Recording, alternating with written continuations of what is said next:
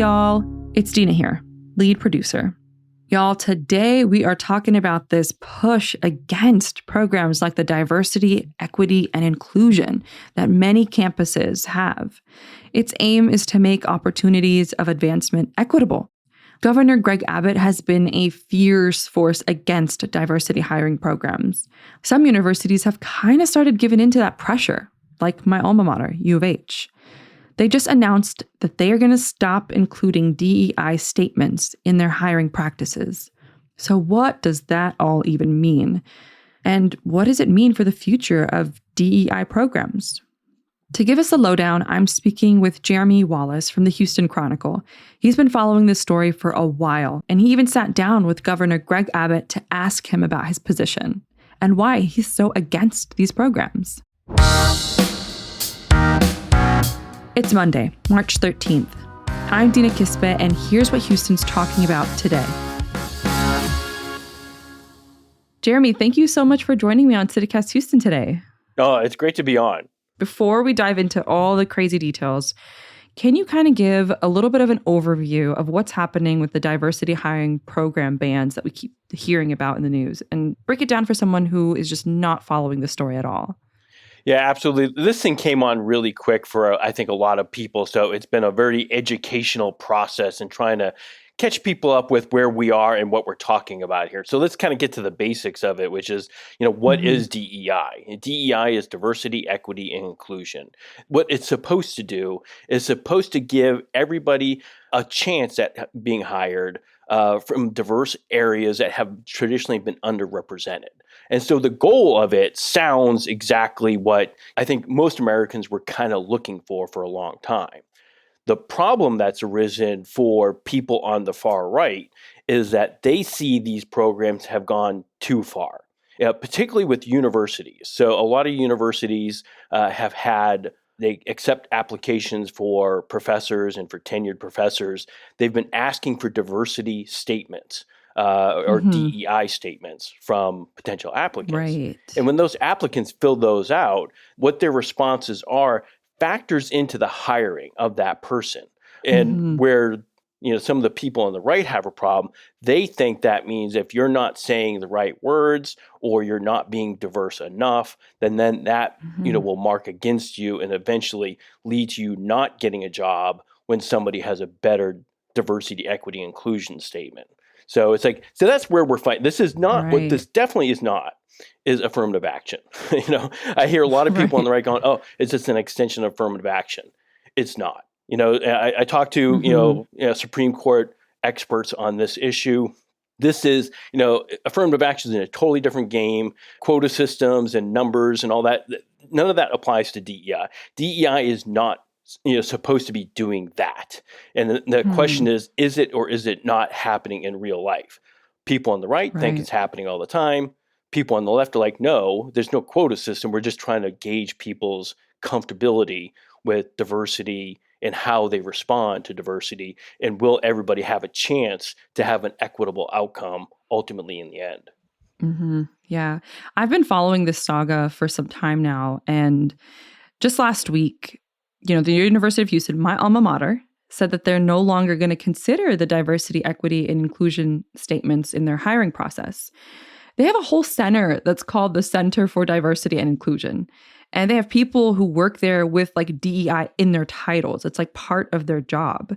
So what is going to happen to those positions? What this is going to mean ultimately is so now the universities are kind of walking on eggshells. We just heard that the University of North Texas is now doing some stuff as well to kind of make sure DEI isn't in their hiring statements. But what does that mean ultimately in practice is going to be the question, right? It's like a university it could go overboard on this, right? And just say, okay, we don't even want to talk about diversity. And it's funny because where this all really started really getting, it depends where you're on this debate, but where things started getting better in terms of the diversity at universities and colleges particularly was really in the aftermath of what happened to George Floyd. After his murder, the way universities saw those protests on campuses and wanted to kind of respond to the students who were saying, wait a minute, this isn't right. Where is like the diversity? Why is all the leadership everywhere we go, even in very diverse places, looking like white men only? It's like, and so I think the potential of, as you pull back these DEI statements, you're kind of putting, taking a step backwards from some of those diversity inclusion programs that have kind of been succeeding. We're seeing the numbers improve on a lot of college campuses. And it's just like, and I'm like, what kind of message is that going to send? As more of the student bodies kind of get wind of what's really happening, I think eventually they're going to like understand, like, wait a minute, they're kind of taking back everything we just fought for. And so that's going to be the challenge for universities like University of Houston. Like, can you still be diverse without that diversity, equity, inclusion statement? Are you going to be able to get professors who understand what it means to not just treat everybody equally, but that understand the historic discrepancies that we've had in this country and want to address that? So, if a kid from the East End is going to be at your university, you just got to understand what more it may have taken for that child to get there than, a kid from the Woodlands, right? So there you have it in a nutshell. I'll be so interested to see how universities kind of handle this in practice versus just saying we're taking the DEI statement away. Right. Yeah, I'm definitely paying very close attention to U of H because it's also one of the most diverse universities. When I was there, you just kind of got a sense of Houston, which is Houston's diversity. It's basically an extension of the city. And seeing this ruling, I can tell you from a lot of my former classmates and people that I went to school with, we're all like, whoa, this is big, especially for a place like U of H. So Governor Abbott, he's been like a fierce force against diversity hiring programs. Like, there's no secret about that. Do you think that played into universities' decisions as to why kind of they're revoking this as being part of the hiring practices? Yeah, and that's a really good question. So back in January, we really started to see this attack on diversity, equity, inclusion programs starting to really kind of get a boost in the state of Florida. Now, you look at what we have here. So it was right around that time period in late January that as that fight was going on, there was a fellow named John Saylor, who's a big anti-DEI guy who works for the National Association of Scholars. So he does a report on the University of Texas particularly, where he just points out how nefarious in his mind DEI has gotten. And that report comes out at the end of January, almost exactly at the time that Abbott starts putting together his letter to all universities going, hey, what are you doing with DEI? You can't discriminate against people. Which, of course, DEI advocates will tell you that's not what the purpose of DEI is. It's not meant to discriminate against people. It's just meant to give everybody a shot. So Abbott puts out that letter at the very end of January, beginning of February. And what have we seen in the last 4 weeks in February? Universities. Yeah, one after another. Yeah, I don't want to say panic, but almost panic. Essentially, by putting out that letter, they were really putting pressures on the universities to make some sort of statement, and get much more public about what they are doing and not doing. And so you saw one after the next. It started with the University of Texas system, and then you saw Texas A&M and Texas Tech, follow right behind. University of Houston just went by, and now the University of North Texas system just jumped on. And so you can kind of see how everybody's like, uh-oh, we're not sure where this is going, but they all know they're financially, the Texas legislature has the ability to slow funding to those universities, for very political reasons if they want to. And so they're kind of at the whim of the Texas legislature and Governor Abbott at this point. And so it just kind of creates a really bad environment for universities to, like, if they wanted to defy the governor, they're making a big risk in doing that. Governor Greg Abbott, I had that exclusive interview with him where we talked about it, and he says he's not against diversity. He says he's against this kind of program because he thinks this program is keeping some hires from happening in the name of diversity. How could he think that, though? I mean, like, what would even lead to him believing that? Well, I think there have been a couple of stories that have been national. And so I think it's getting applied to all universities. And so there's a couple, like somewhere on the West Coast, where the biology department asked for diversity statements, and those statements became public record. And there were some potential professors who were getting marked down for not sounding inclusive enough. So I think in the Republican mindset on this, they think that's happening much more widely since they saw it in one place. They think it's far more pervasive. In this report I talked about from John Saylor, kind of speaks to that in the University of Texas. This tries to make the case that there's been a proliferation of this and it's really affecting hiring in all corners. Now, we know the reality of this. From the other perspective of this, you go on a college campus and look, it is still a very white-dominated, male place. It's like, so universities clearly are not diverse melting pots yet. And so that's going to be the difficult thing, trying to figure out, like, can these universities implement things to make sure that they're still being diverse in their decision making and trying to be open-minded. And maybe diverse isn't the right word. Maybe sometimes it's like just breaking down our own initial biases that we have in our own heads to catch the things that maybe we don't even realize we're doing. So now how do the universities do this? They're going to be the incubators for whatever happens next on DEI. The corporate world's doing it. We're all getting better at being more diverse and including more voices, trying to be more representative of, again, coming from Houston, right? It's like, how can you not be diverse? Especially like our city. How can we not appreciate the diversity of this town? It's like we have everything, and it makes this community so strong, I think. Right. I think it's what makes us so, like, quite honestly, cool. There's one thing, though, that I have to point out, that Governor Abbott is not the only person who is thinking the way he thinks. Like, there are people in the city, across the country, across the state, who align with him, who agree with what he's saying. And I'm playing devil's advocate here. I'm not saying that what I'm saying is what I agree with, but I'm saying, what's the worst that could happen if they were to move further away with diversity hiring programs? Does this, for people who might think this, does it make it fair in any way? Are any of those sentiments valid for people who agree with Governor Abbott's position? Yeah, you're right. Abbott is definitely not the only one thinking this. It's funny because the conversation I had with him, and I didn't include this in the initial story, so you're getting exclusive here, right? Oh, let's go for it.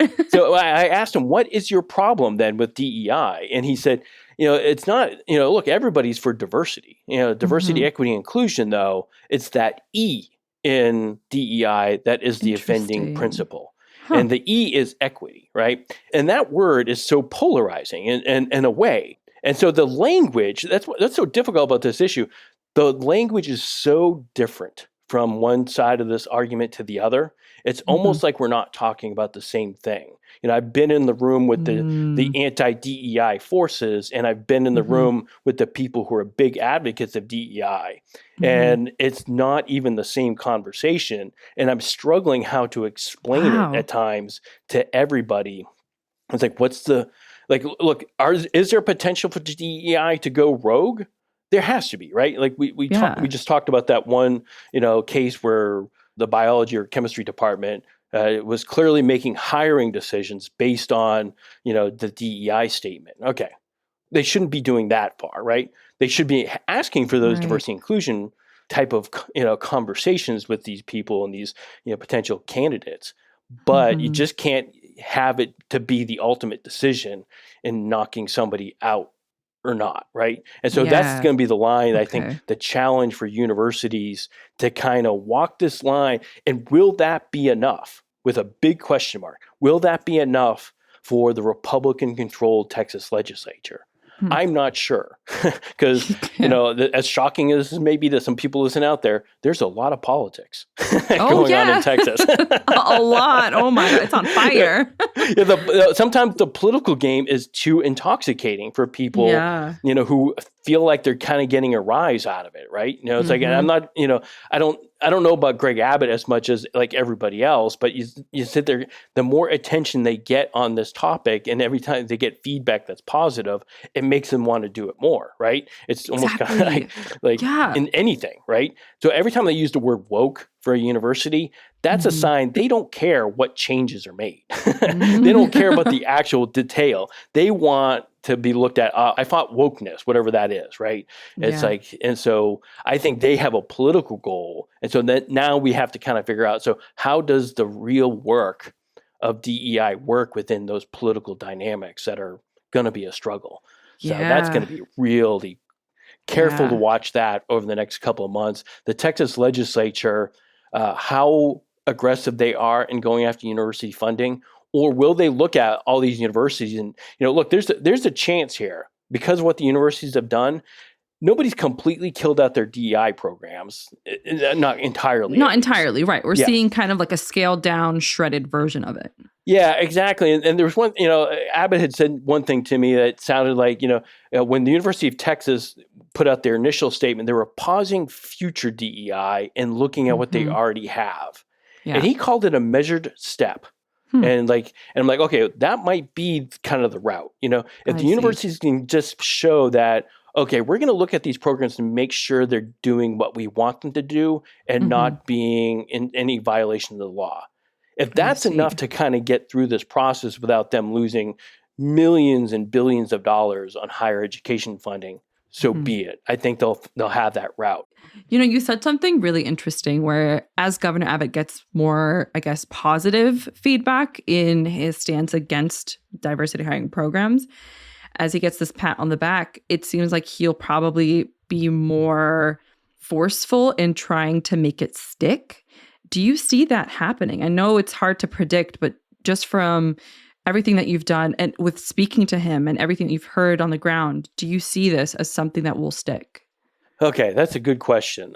So I think one of the things to kind of watch, and I think this kind of answers this, is like the one thing that might allow Abbott a little bit more leash on this thing is that he appointed all of these people to these boards of trustees, right? So at the University of Houston, Tillman Fertitta is in his position because of Greg Abbott, right? It's like, and so that's kind of an important thing. And so he's got to be careful to walk this line to make sure he's not making it sound like, the University of Houston has gone rogue for some reason on DEI under Tillman Fertitta's watch. Like, he doesn't want to make that, argument, right? So the governor wanted to make it clear to me. Again, I'm not saying I'm not going to buy in one way or another in what he said, but he insists that he's not against diversity, but he's against diversity, equity, inclusion programs specifically that can be manipulated to help one group of people get hired over another. So it's a small distinction. I know a lot of people aren't going to buy that distinction. Yeah, it's a little...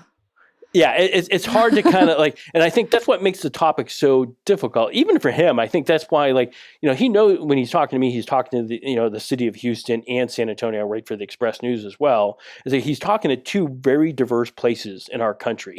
Not just in the state, in our country. It's like you can't get more diverse in these two places, and so you can't be against diversity. Right. It doesn't make any sense. You're basically asking, please don't ever vote for me again. Exactly. And I can't imagine he wants to go there. So I think he's trying to explain his rationale and say, look, my problem here isn't, with the diversity, it's with some programs that have gone off the rails. Fair. I'm probably saying it nicer than he would. Yeah, you definitely are. Yeah, exactly. So we'll just kind of see where he kind of develops. My question is that, sure, that's what Abbott's saying, but what about the more, conservative bomb-throwing type Republicans out there? Will that be enough for them? And that I can't answer. I will be able to answer on May 28th, though. Yeah, exactly. That will be the end of the Texas legislative session, where we will know from a budget standpoint how these universities navigated this or didn't. Yeah, exactly. Well, Jeremy, thank you so much for coming on the show. You really gave our listeners a ton of information. Thanks so much for being here today. Well, I really appreciate being on the show with y'all. Thank you so much. That was Jeremy Wallace from the Houston Chronicle. All right, y'all, before I let you go, I know you've probably started making plans for your spring break next week, so I thought I might offer and sprinkle in a little help and some tips. I wanted to tell you about the spring break destination celebration that's happening at the Children's Museum, one of my favorite museums. There's a whole week of really fun and amazing activities happening, so you got to get your tickets and add it to the list of things that you'll be doing with your kids next week. That's all I got for you today on CityCast Houston. Thank you for sticking around till the end. I hope you enjoyed the show. And if you have any feedback at all, check out the link in our show notes and fill out the form. Maybe pitch yourself to come on our show and talk to us. We'll be back tomorrow. Bye.